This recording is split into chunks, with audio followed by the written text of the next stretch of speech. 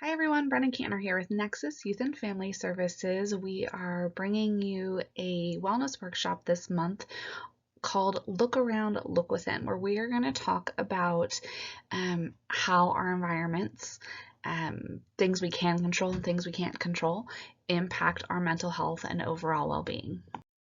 So May is Mental Health Month, which is a nationally recognized holiday, if you will, to spread awareness around mental health. It is to reduce stigma, to bring awareness, all of those things that we want to bring more support around mental health to our community. So with that being said, there are tons of events happening throughout the community this month in Amador County. So keep an eye on our Facebook page for events happening locally that will help support mental health and help break the stigma. So we are going to dive right in here. So as humans, our overall health is significantly affected by our natural and built environments. So where we're born, where we live, where we where we work, where we play, and some of that, there's that culture of where we went to school, whether we went to a small school or a large school, whether we grew up in a city or not, right? So all of those kind of create our lens and create our patterns and influences for our overall health. And so what we know for sure is that there are many factors that contribute to mental well-being, and we all benefit from stable environments, strong communities, and access to necessary services. So during this workshop,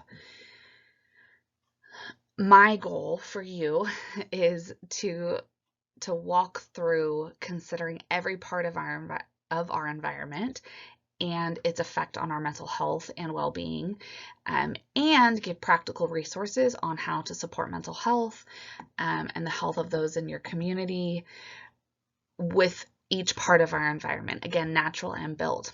And this is the big thing I want to focus on, is that some aspects of our environment are potentially outside of our immediate control, while others we have the potential to make change.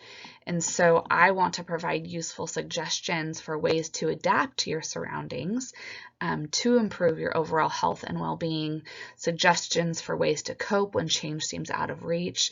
We all have mental health. We all have unique environments.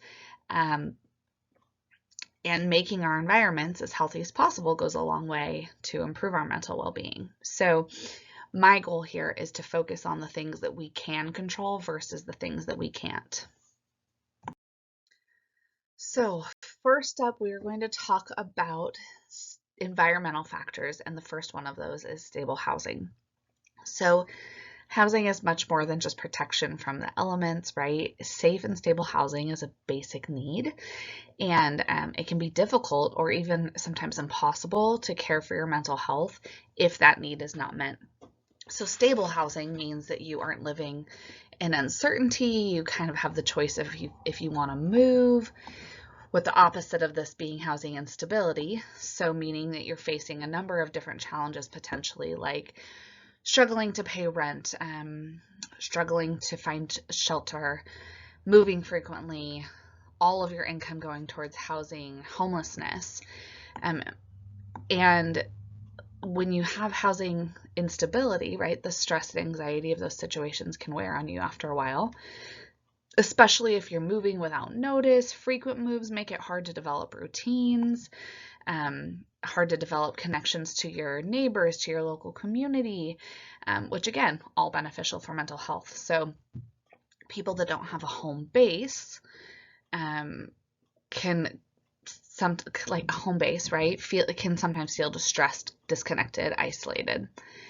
So kind of what can you do if you are struggling in this area? So seek support, obviously, is step one.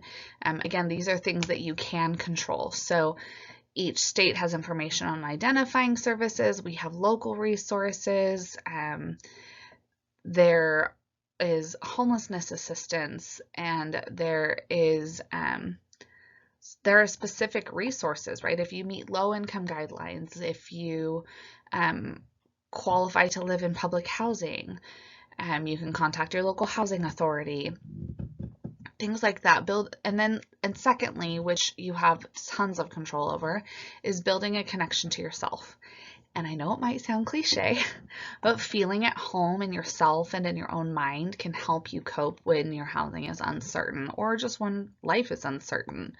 So having healthy routines that you can carry out almost anywhere, like deep breathing or stretching every morning, practicing gratitude before you go to sleep, those kinds of things are ways to establish that connection with yourself. Like practices of mindfulness in challenging situations can help you handle what is causing stress, and improve your emotional state, right? It doesn't fix your housing situation, but it creates a connection to yourself. And again, we're focusing here on the things that we can control.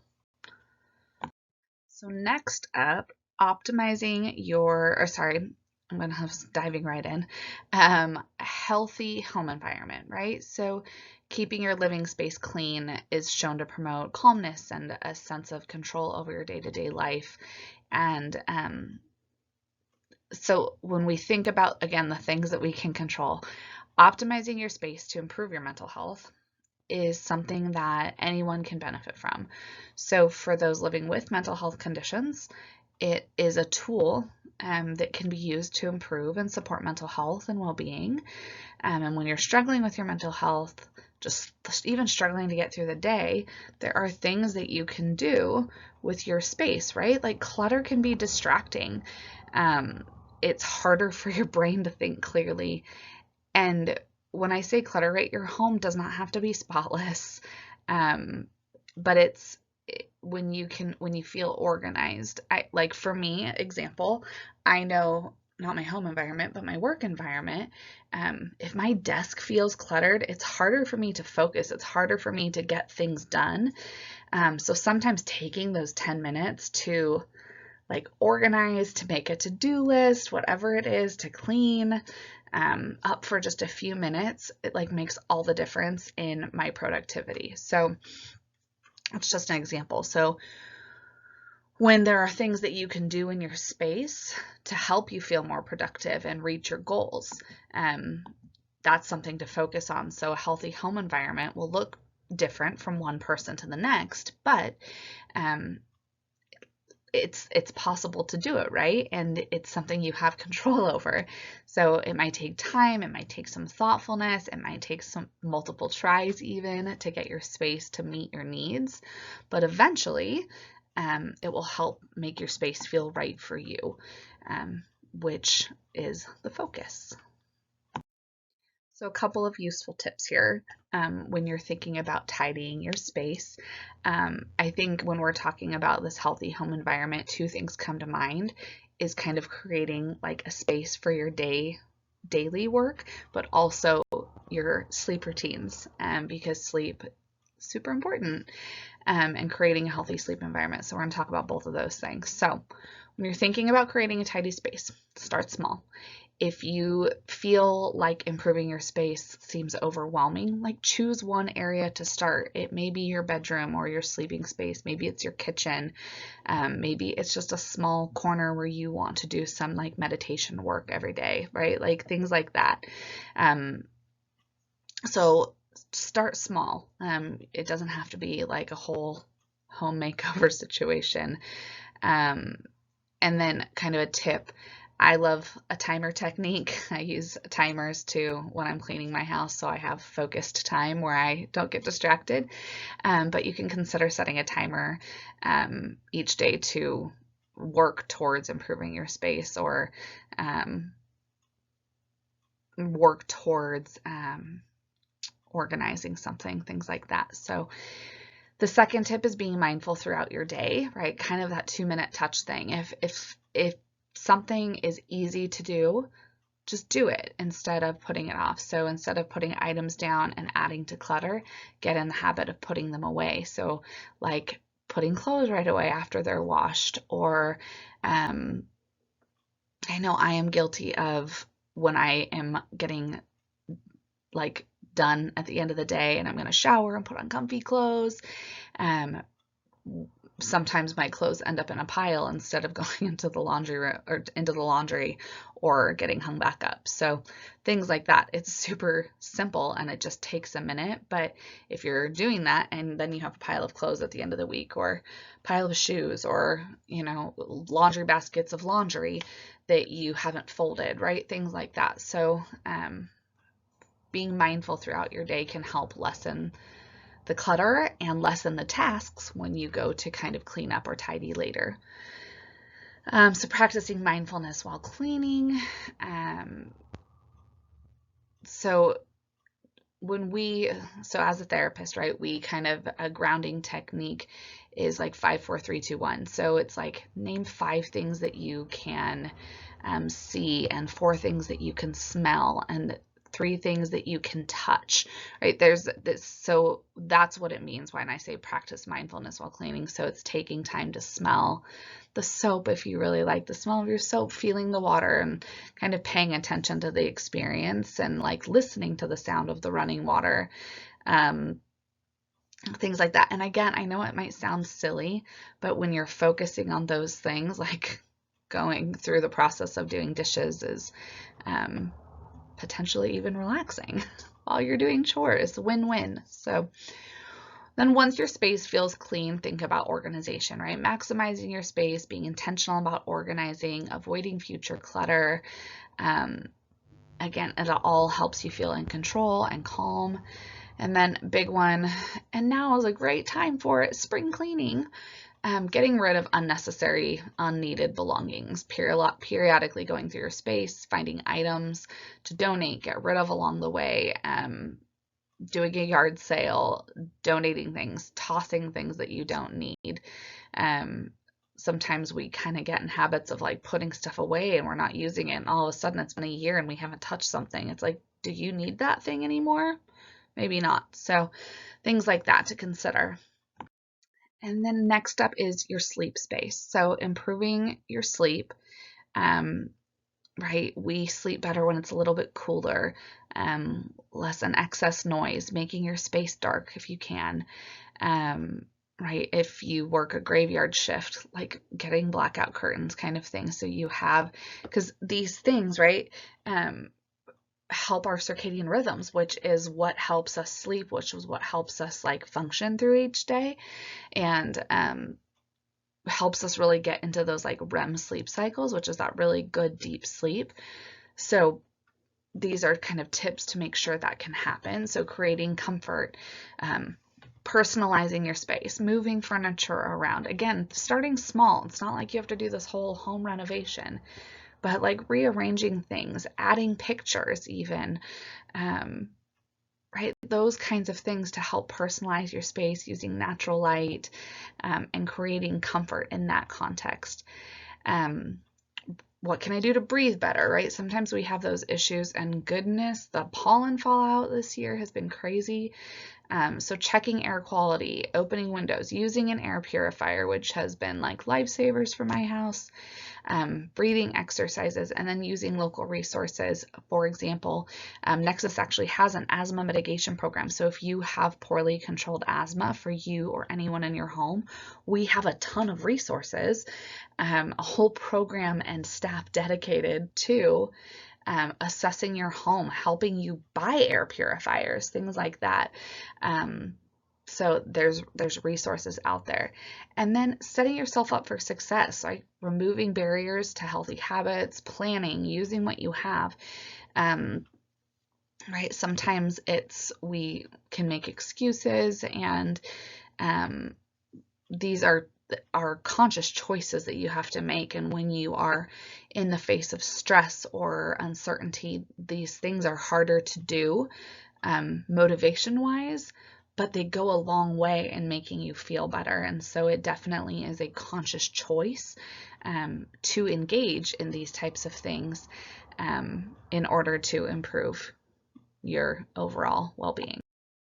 All right, next up, environmental factors. So neighbors and towns, right? So your zip code where you live, it plays a role in your health, which I started off by saying, and it might surprise you, but one statistic says that up to 60% of your health is actually determined by where you live. So your neighborhood, your town, your geographical region impacts your sense of community belonging, determines how easily you can access things and services that you need. So some things with that, and I grew up here, I moved away, I came back, and now I'm raising my own family here. And so I understand the pros and cons of living in this community, but I think the pros definitely outweigh the cons. And I think that our small town is very unique in our, right, like the everybody knows your name kind of dynamic, which can be both annoying and awesome at the same time. Um, so we are in a position, right, that we can get to know our neighbors maybe more than you can in the city. People are friendlier here and more inclined to get to know you. So getting to know your neighbors and the people living around you can be a huge help when you are needing something, when you support each other with carpools, running errands, sharing resources. I know that like on my street, we help each other take our trash cans up and down driveways when someone's out of town. We grab each other's mail when someone's out of town. We can ask, hey, do you have a couple eggs? I'm out of propane. Can I borrow it? Like borrow yours to finish our dinner or whatever. That happened to us the other day. Right? So we have like we have a really good community and the ability to make those connections with the people around you. And then connecting with a group in your area, right? There's tons of groups on Facebook, and sometimes it can be hard to put yourself out there, but like if you're a parent with younger kids, right? Like First Five has play groups almost every day of the week. I think every day except Mondays, truly. I mean, like there's local moms groups, there's an online, right, co-op and like nature kind of homeschooling co-op, where I saw last week that a bunch of parents and kids went down to this creek in Sutter Creek and got tadpoles, like, and were like looking at nature things, and right, they got their kids out there. So kind of searching for local Facebook groups, next door groups, things like that, can help connection to your community members, and maybe not right where you live, but like in your community. Being a friendly neighbor, like taking the first step to wave hello, can be the start of a good connection.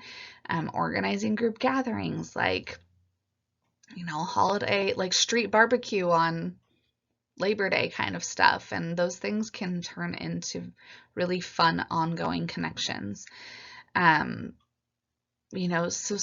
So think outside the box ultimately. Look for people with similar interests or commonalities, and this can be at parks, churches, libraries, right? Like we have our local library has a ton of resources as well, right? So we have a unique community in that way, with a lot of resources, where we can make a lot of connections with people in our area. All right, so my favorite part of this, and again, when I talk about our community, we live in an area where these things are, where nature and outdoor time is easily accessible for everybody. So this is one of those things that I mean, like get out of your own way, right? Because this is important. Spending time outside and in nature is linked to so many positive outcomes, mental health outcomes specifically: improved focus, lower stress, better mood, reduced risk of developing a mental health condition.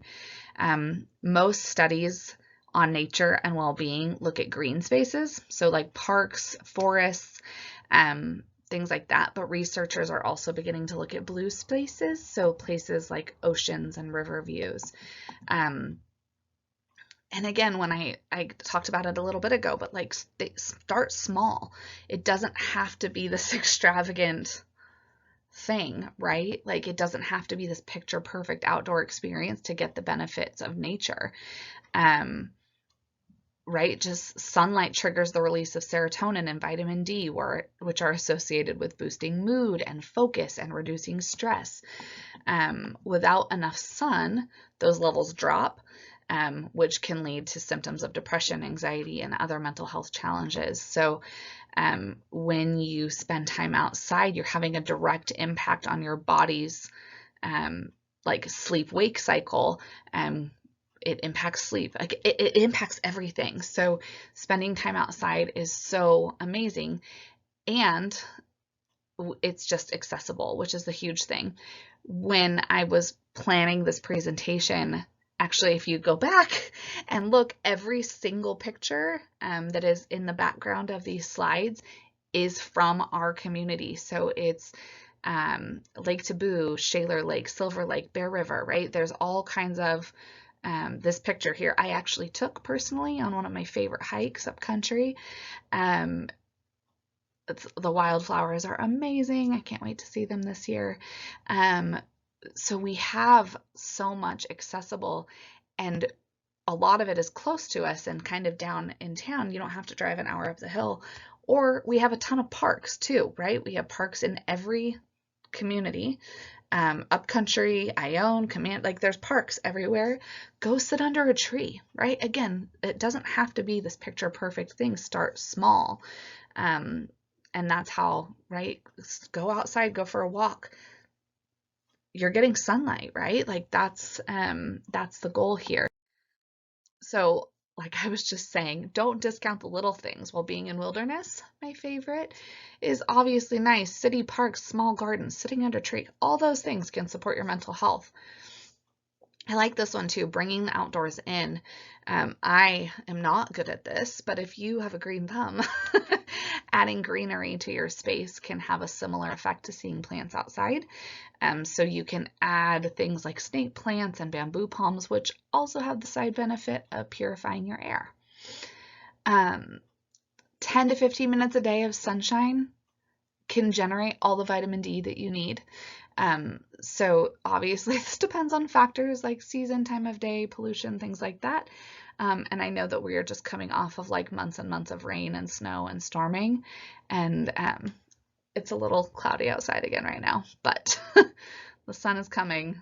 It's going to be here soon. So, and then plant something. Gardening is a great mindfulness activity. Getting your hands in the dirt can help you feel more grounded. Nature's everywhere, right? And you can bring it to you. You could, if you don't have a huge, like a yard to have a huge garden, you could do like a window herb garden. Super simple, pretty inexpensive. And once you kind of start tuning into those things, it creates meaning and belonging and all of those good, warm, fuzzy things that we are looking for. So nature is a pretty powerful, wonderful thing. This picture here is Lake Taboo. So for people who don't know, it's like 15 minutes out of Jackson. It's up towards Pine Grove. Easy drive, beautiful walking trail around the whole lake. Pretty amazing. Okay, so a couple of worksheets here, which are super helpful, and I will give you the link to these things also where you can actually find the worksheet themselves. But there's a couple worksheets, right? Shaping your home environment and opening your mind to the outdoors. So the shaping your environment one, it talks about how satisfied you are with your space, what you might want to change in your space in order to kind of improve your feelings around it, and kind of walks you through that. And then this opening your mind to the outdoors, right, is sometimes it can be hard to do the things that we want to do, but so this worksheet talks about boosting your motivation and connecting it to a goal. So there's guided meditation, planning, building motivation, and then putting your plan into action, which I love. So these worksheets are a really great resource. as I had mentioned before, Mental Health Month is this month, and this calendar is kind of kicks off. It's this 31 days to make the world around you work better for your mental health, and there's something every single day of the month that gives you ideas of how to connect with that. So trying to get outside for 15 minutes to find some sunlight, playing music instead of watching TV when you have some downtime, keeping hobby supplies easily accessible so you can maybe try a creative outlet, making your sleep environment as dark as possible, trying blackout curtains, right? So it's 31 days of improving your environment, which is pretty cool, and it kind of gives you ideas for each day. Some fun resources. I actually have a ton of resources this month. So first of all, Sunshine and Peace of Mind. It's a local mental health event that Nexus is actually putting on. It will be on May 27th, 12 to 3. So join us for an afternoon of like lunch. There'll be hot dogs, activities, music, yoga, face painting, all outside. I love it, at Dieter Park in Jackson.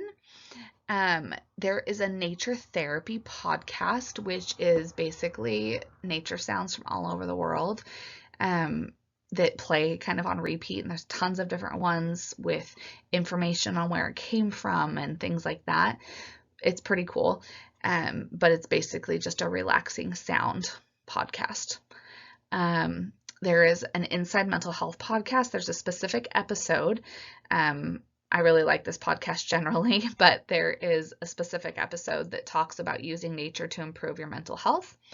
And then the LL Bean Feel Good Challenge. Again, things that might be motivating to you are things like this, potentially of it being a challenge kind of thing. So there's a website here that you can go to, and in recognition of Mental Health Month and the mental health benefits of time outside, LL Bean is doing a feel good challenge. And so you can go to this website to find out how to participate. But they are trying to have a combined goal of 500,000 hours outside during the month of May. So you can go to this website here, mhanational.org/LLbean, to find out more information.